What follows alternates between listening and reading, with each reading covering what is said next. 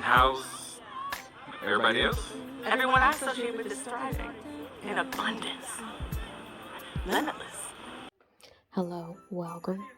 I am Helene and I am here to react to Love and Marriage Huntsville. Let the record show this is only my opinion at the moment in which I am watching this form of entertainment.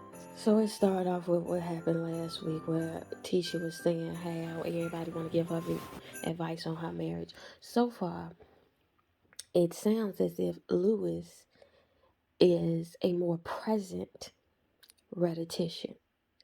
And so the bullshit that Marceau and Maurice play with, that they get away with, ain't really happening with Lewis. So they send the men off the stage and they then follow the men into their respective corners. Lewis goes into Martell's dressing room and then Maurice and Marceau is in a separate room. Lewis and Martell are commiserating about Lewis's introduction and how Martell tried to have Lewis back, and then they just recap what just happened. And so is on the other side with Marceau and Maurice, they do the same thing. And it seemed like Marceau has been putting thought into people commenting on his life and his marriage because he didn't calculate it down to the minutes adding up to this amount of time, whatever. So now they hit back on the stage with the Just Ladies on the panel.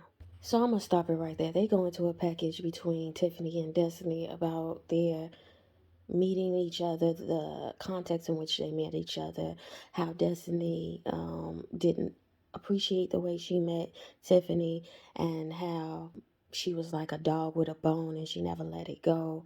And whoop de whoop and boo up the bam. The conversation is a back and forth between the judgmentalness of Destiny from Tiffany's vantage and the messiness of Tiffany from Destiny's vantage, and Melody insertion in the middle and prolonging their tension because of her inserting herself where they didn't even need her. So that segment wraps with, before it goes to commercial, Destiny being questioned, Destiny and Melody being questioned about their friendship due to the fact that it seemed that the tension between Tiffany and Destiny was just a byproduct of the status of the relationship between Melody and Destiny. Who shot John Child? I don't know. And I don't care, girl. But all we find out in that is that Destiny and Melody ain't talked since they rap. And I'm not no researcher on this show. I just know what they give me. So I ain't going deeper than a little bit. All I know is whatever time that was that they rapped between this time and the reunion, if it is a long time as insinuated, there is, I can never tell with Melody because Melody has the propensity to do that Maurice shit, that politician answer, not rooted with any substance. So I don't think we might be getting any answers after this commercial. Hold up, wait. So it comes back immediately with the I don't know what's the deal, Destiny, speaking on her confusion concerning her friendship with Melody and the fact that because they haven't communicated, she don't know where they stand. And Melody immediately started with one of them bullshit ass apology, as per the politician rhetoric. But let me finish, because that was so disingenuous. She goes, I'm sorry you're confused as to what the status of our friendship is. Like, girl, you know what the status is. As she just explained that she's been calling you, and the most she get back is maybe a text. It's unless y'all don't, unless that is the relationship y'all have where the homie call, you know, this homie bad with, cause I'm the bad friend with the phone. I remember the answering machine when you niggas was humble and had to audition for a callback. But we are in a different time, and so now the cell phone is more like a low jack, and I'm not really keen on that. But anyway, but unless that is the type of person you communicate with, And it doesn't seem that that is the type of communication that they had. It seems very flaky, but I'm gonna get back into it. Girl, I don't know how accurate what Tisha is saying, but it was very clear and direct in its intention. But so Melody goes through this spiel of how when she breaks away from production, she breaks away from everything and she goes into herself. And then Tisha um, expressed some type of body language that suggests like BS.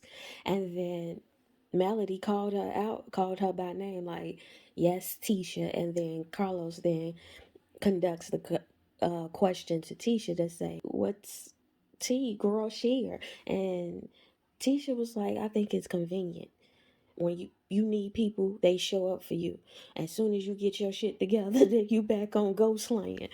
Melody is kind of validating what Tisha's saying without realizing it. Low key, she didn't turn up, Melody. Here's the thing, they going back and forth about the type of friend Melody is. Tisha say, girl, you just don't know how to be a good friend, girl. And then Melody is doing that. I guess it's the characteristics that are attributed to Karens, and that is that gaslighting shit where they tell you that you're expressing something or behaving a way or turning up, and it's not really. To be quite honest, Tisha really was just responding because she did make a face when Melody said something that she didn't agree with, and she been doing with everybody. Carlos called her. She then answers the question by saying, since you say mine, not even Carlos called her. Melody said something. Then Carlos called her. So this whole contention about who said what and who shot John Girl, Melody, you are playing it. You putting 20 on 10 on this one. So Carlos asks Melody, has Destiny been a good friend to her lately? And she don't answer the question. She essentially goes, we haven't talked. Girl, by your own doing. So that isn't her not being, I don't know if she a good friend, because that last episode where she had that inappropriately timed conversation about her village at your turn up, I've been side-eyeing the fuck out of Destiny, comma. However, that does not mean that your actions of pulling back from her makes her, if that is a action that was inconsistent with who she has been so far, like you pulling back doesn't answer the question. That shit is passive aggressive because it's that patronizing.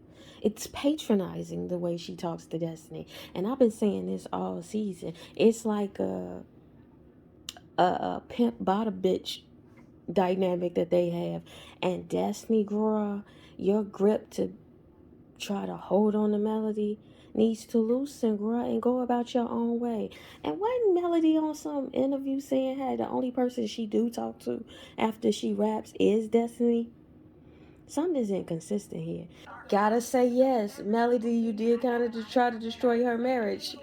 Low key, it do feel like they kind of gaslight in Tisha because they'll say something and then she'll say, I don't know, maybe I'm misinterpreting what I'm saying it as I'm saying it, but like the last segment when Melody was saying, why don't you pipe down, why you getting all hype, girl, you call her name. She made a gesture and that was it, and then you called her name and asked her to explain. She explains and then pipes down, and then you don't like what she's saying, and that's a pipe up. Kimmi, same with you. She is responding to what you're saying. Y'all, I mean, for all that I dislike about Tisha, I will say this. She values her marriage when nobody else will. Because I definitely don't. I definitely don't give a fuck about a Marceau. But she apparently values this thing. And if you keep fucking with something somebody values, they're not going to honor you. So for Tisha to be upset with Melody, that is appropriate. But they go in a package between Kimmi and Tisha and the discourse and the tension between their relationship. And the summation of it for Kimmi is that she was friends with Melody while Melody was attacking Tisha's marriage, and that is what set the trajectory of their discourse. Then she argues the fact that she spoke up on several occasions to tell Melody to pipe down. Tisha say one time. Kimmi say several occasions. Do I even give a fuck? No. Okay, this is what Tisha resumes being the dumbass that. Hey, it's just popular opinion. Doesn't mean it's my personal opinion. But Tisha then says she goes hard for her friends. And Kimmi goes, that's a lie. Ain't nobody riding for me, not you. Stop playing. So I get Kimmi. Kimmi is basically saying, I said patient. I was patiently waiting for a track to explode on. Shout out to 50. Many men. Anyway, so Kimmi basically said, I gave y'all a whole season. I let you and your mammy roast me. And now I spoke up for myself. Girl, you been over there lying. You are lying, girl. You don't come cape for me. You playing bridal showers. And thank you. That isn't a cape.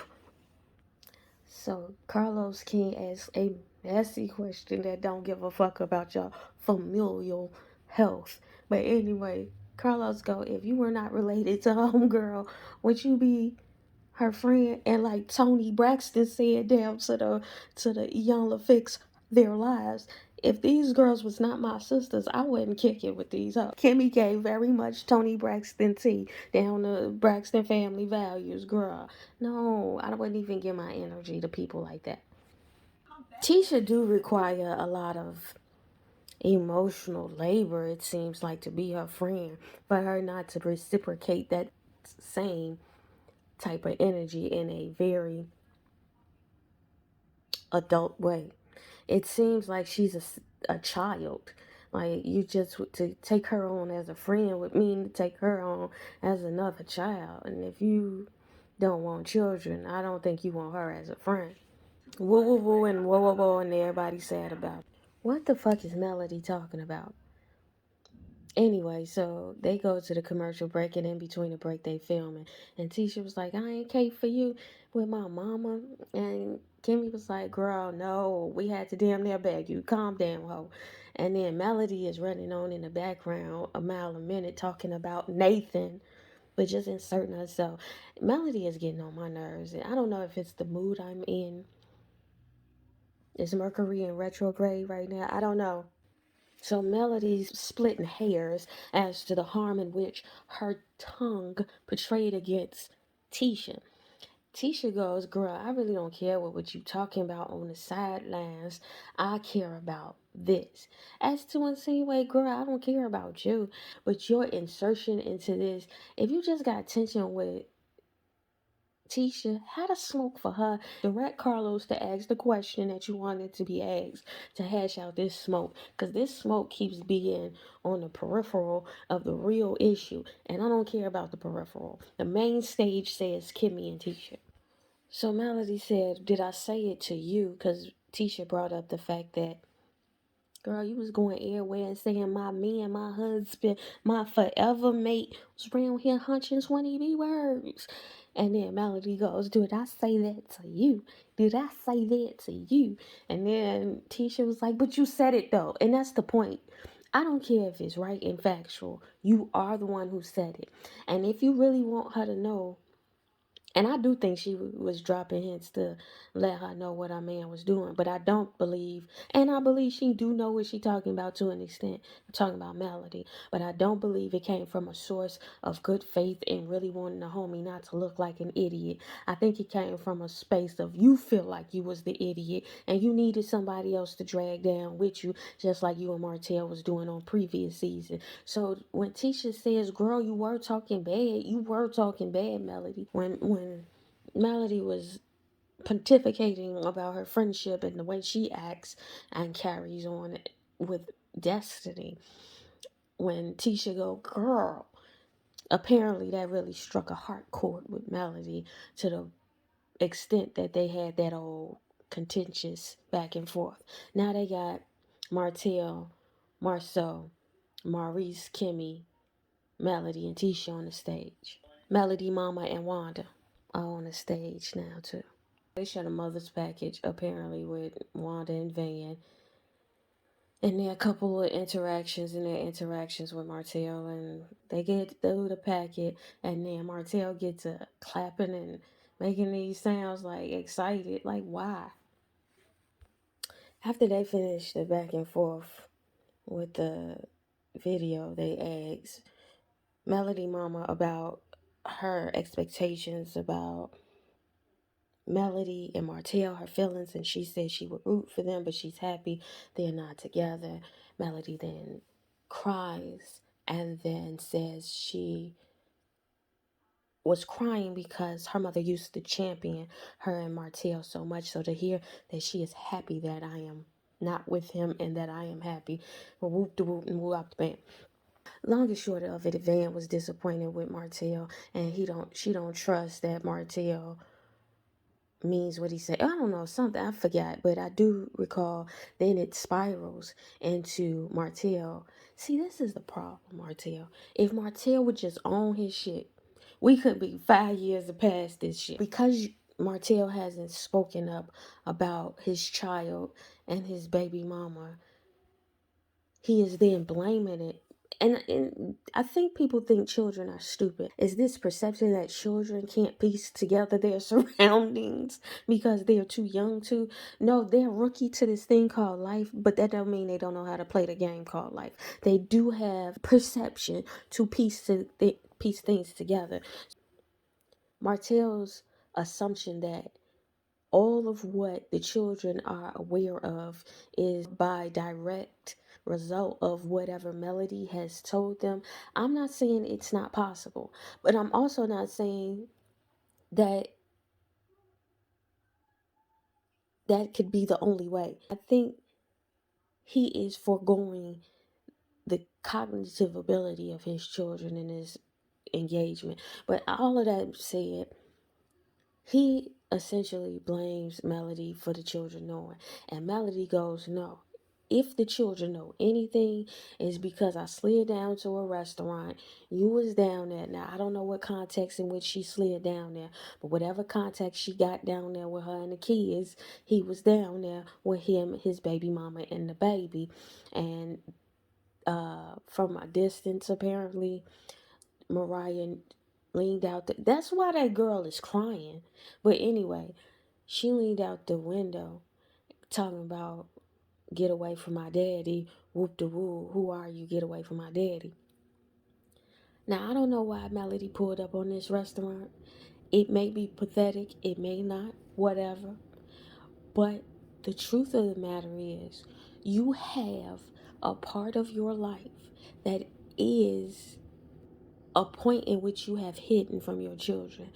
And ain't nobody finna hide you from nobody. Like, you got to Olivia Pope this shit with your kids. That mean get ahead of it before it all come out. And they essentially said that, like, nigga, you on TV. You might want to get down there and beat the world to it. So now they going into Wanda and Miss Van. And the first thing out Miss Van's mouth is, Wanda really don't be having to say nothing. She just woke up and talked. And that's the point. Y'all stop giving that walking up and talking ass bitch energy. And y'all can get a hoot and a kiki out of it. The fact